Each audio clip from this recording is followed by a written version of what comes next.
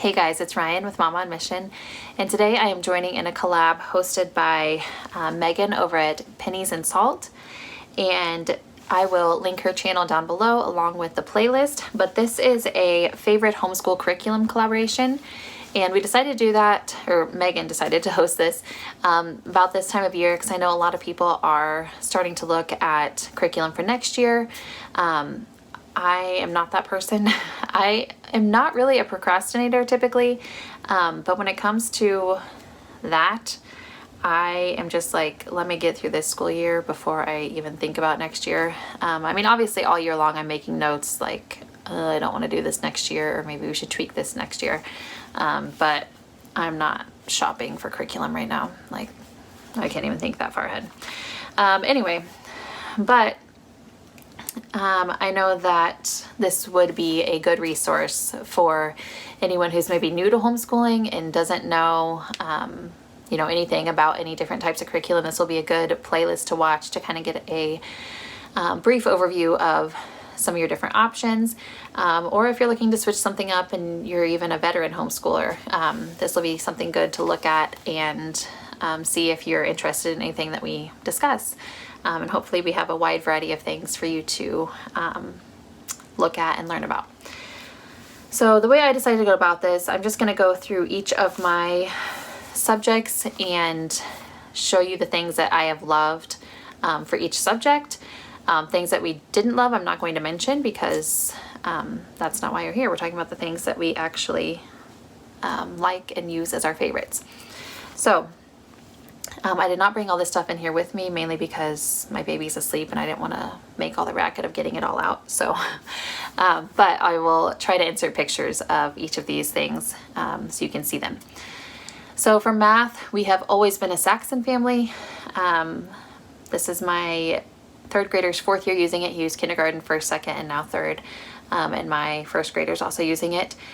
That being said, I've obviously never used it in upper grades. I've heard things change quite a bit starting in Math 5-4, which is what my son would be in next year. So I cannot vouch for that. I am just saying from the kindergarten to third grade level, we have loved it.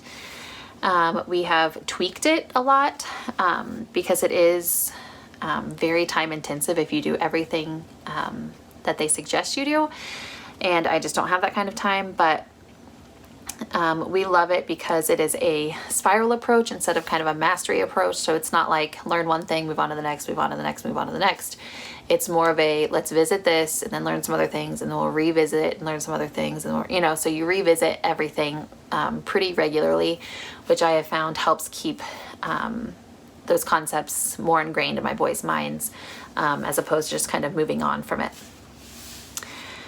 So Saxon's kind of set up, at least kindergarten through third grade, where they have a meeting, which when they're in kindergarten and sometimes first grade, I do that meeting because it talks a lot about calendar and counting money and different things like that, which I think are pretty important. But once you kind of have a hang on those, like, you don't need to do that every day.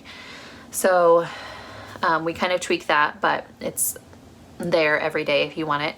Then there's an actual lesson where you do the teaching of the new concept. And then there is class practice, which you usually practice some sort of facts. And you can use they come with flashcards, so you can use those for practice if you want. If it's ones that are new to my kids, we usually do use the flashcards, but then you take they call it a fact sheet. It's like a timed test. Which you can use as a time test or just use it as a worksheet, however you want to do that. But we've tweaked it to work for us. And so that's just your facts that you want them to memorize to be able to recall quickly. And then there's usually a worksheet. I don't believe there are for kindergarten, but I know first through third grade there are worksheets. And I think in first grade they're front only, and I think in second and third grade they're front and back, which we tweak those. I won't go into that, but we don't do all the problems. And then I think every 5 lessons there is a written assessment, and every 10 lessons there is an oral assessment where you just ask them questions and they verbally answer. So we love Saxon. It's not pretty and frilly, but it gets the job done. And I think like math doesn't necessarily have to be pretty and frilly. Some people like that. I don't feel like it's necessary for us. So yeah, Saxon is what we love. For phonics, I love the Ordinary Parent's Guide to Teaching Reading. I've used this all the way through with my first grader, and he's probably going to finish it by the end of this year. And my third grader, we used another program when he was in kindergarten, but then ended kindergarten with this, and then he used it in first grade also. It is a phonetic approach. They do throw in a few sight words that you just phonetically can't sound out, but it's not sight word based. I love the lessons because they are very short and manageable. There's no worksheets or anything. It's mostly just let's talk about this rule and then let's read and practice the rule. So I love how straightforward it is. But then there's also optional hands-on activities if you feel like doing those. Sometimes we do them, sometimes we don't. And there's really no set like this many lessons a week that you're supposed to do. It's mostly just they encourage you to just work through it, and as long as they're doing well, move on to the next lesson, but kind of review your previous lessons every once in a while. But if they get stuck, they encourage you to just stop and work on that concept before you move on so you don't overwhelm your kid. And I really like that. And like I said, it lasted us about 2 years, so you can stretch it out, just depending on how your kid's learning. And then for writing, we use Writing with Ease, and we really like it. Oh, let me rephrase that. I really like that. My kid doesn't, but he just hates writing in general, so what can you do? So that, the reason I like it is that it builds on the skills needed to write, instead of just saying, okay, you know how to spell, you know how to physically write, so write me a story. Instead of that, they focus a lot on narration. So you read a passage and then you retell it in your own words, or give certain details in your own words. And then they do a lot of dictation where I read a sentence and he has to write it. So the narration helps you come up with your own unique thoughts. So you see something and then having to reword it in your own wording helps you to just form thoughts better. Then dictation, that's me reading a sentence and then my son writing it down. That's taking a thought and putting it to paper, because those are two separate steps. Coming up with a thought and putting it to paper, that's actually two separate steps. So that's why a lot of times kids will get overwhelmed when you just tell them to, okay, write down your response to whatever. This breaks up the process a little bit and gives them good practice in each of the steps. And then the third step is, I don't think they have this in the one my son's in now, but in the one that he used previously, there's a lot of copy work, because copy work is also a good form of just getting things to paper. So it focuses on those 3 steps, which are all 3 necessary steps to become a good writer. And that is typically set in 4 times a week lessons. And then for grammar, I use First Language Lessons for the Well-Trained Mind, put out by the same people who put out Ordinary Parent's Guide to Teaching Reading and Writing with Ease. And again, they're very short, manageable lessons, which I love. It sometimes overlaps with Writing with Ease. So sometimes there will be a lesson that we just kind of skip because we've already gone over it recently in Writing with Ease, so why double up on it? But it's also kind of good because sometimes like we'll learn about, let's say, putting quotations around what someone says around dialogue. So then we might learn about that, but then we also might in our Writing with Ease get a dictation sentence that has you using quotations. So it's kind of like, it's good that it works together, but sometimes it overlaps a little too much for our liking. So we'll kind of skip lessons every once in a while. And then for vocabulary, we use Wordly Wise. And my kids really love this. The kindergarten one, not so much, but the first, well, I didn't use it in first grade. At least in third grade, I know that it is very independent. I can just basically give it to him and he does it all on his own, and then I just grade it, which is lovely. He just studies the words, figures out the meanings, and does the worksheets, and it's super easy. And there's usually, there's a test at the end of each lesson, and we usually make a lesson stretch 2 weeks. You might be able to do it in 1 week. It was just more natural for us to take 2 weeks for one lesson. And then the kindergarten version, it's just set up a little different. It's still super easy, and my son seems to really enjoy it. But it's just a totally different setup than the 3rd grade. Well, and then I guess I can't say the 3rd grade. It's broken up into different levels, but they don't necessarily say that it's for a specific grade. And then for spelling, we use Spelling Workout. And again, it is very independent, even the kindergarten level. I sometimes have to help them with the directions to know, what to do. But basically, I just give it to them and let them do it. And I love that. And they also have 1 test a week for that.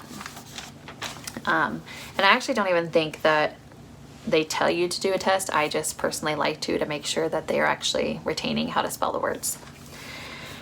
I know I'm moving kind of quick, but I've got a lot to say here. For handwriting, I love Handwriting Without Tears. I have only used that with my youngest son, and I did not use it to its full potential, so I cannot say much about it. I just basically took their method and used it in my own way, but their verbiage and their formation of the letters, it just really clicked and made sense for my son, and it made his handwriting a lot better. And we actually took this year off because I thought he kind of had it mastered, but he's kind of like reverted back to some bad habits. So we might reintroduce it next year, just the verbiage and the formations, and maybe use some of their worksheets to get him back to those good writing habits. And then for science, we have almost always used some form of apologia. We have done the ocean creatures, we've done human anatomy, and then this year we're doing chemistry and physics. And we love it because it has a biblical worldview, and all of the experiments and demonstrations are included. We do them at our co-op, but you could easily do them at home too. They're all right there in the book, and they have notebooking journals, a junior version and a one for older kids. And so it is very adaptable for multiple ages, and you can use as much or as little of that notebooking journal as you want, or none of it if you don't care to do that. But it makes it to where there's some hands-on things, there's some worksheets if you want them. I don't know, we just really love it because it's very adaptable for different ages, but also for your schedule and your preference on how to do science. And while it is a textbook, it doesn't read a lot like a textbook. It's not super dry. I don't know. It just seems more engaging. And we use the MP3 on that.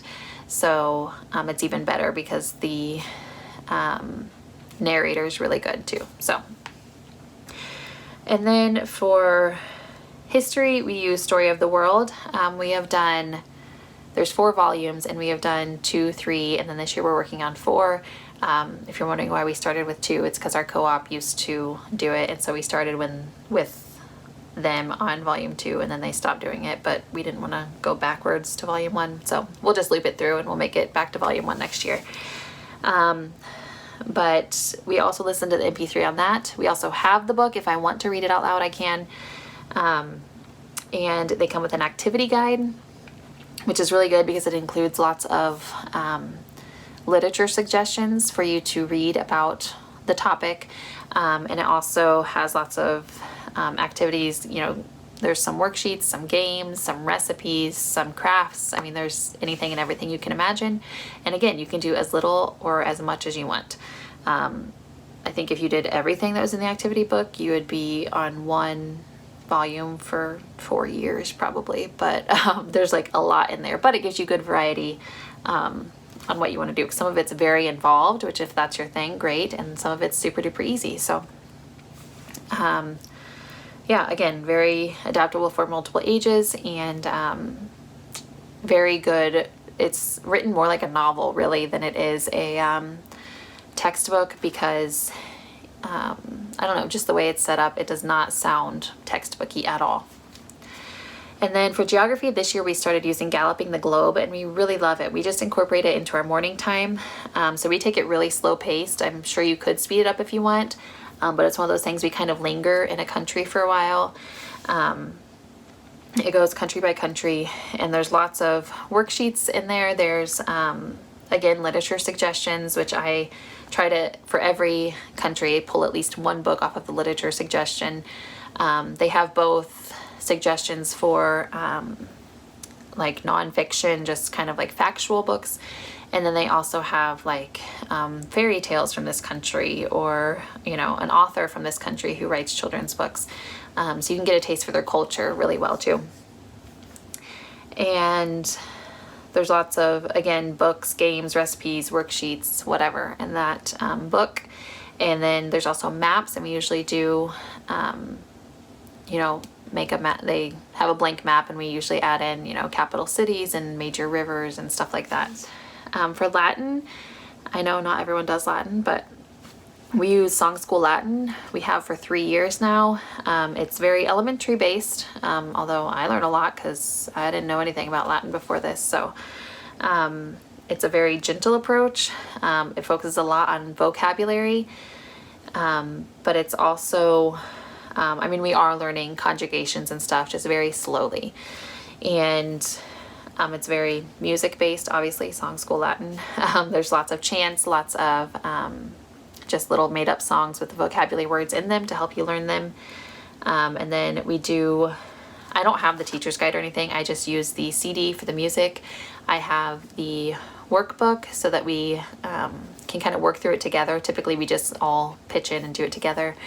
And then we have the like downloadable teaching. So you can have the lady actually do the teaching part for you, which is more what I prefer, because she knows what she's talking about and I don't. So, and then last but not least, for memory work, which again, not everyone does memory work. If you prefer kind of that classical method of teaching, then you'll understand this, but we use Claritas Publishing. It's kind of similarly set up to the CC memory work if you know anything about classical conversations. But it, if you know nothing about memory work, the whole point is to set memory pegs. So obviously my kindergartner, or I guess he's in first grade, he doesn't know much about these things that we keep mentioning, but like we have a timeline song, and he knows the order of things that are happening, even if he doesn't quite yet understand what those things are.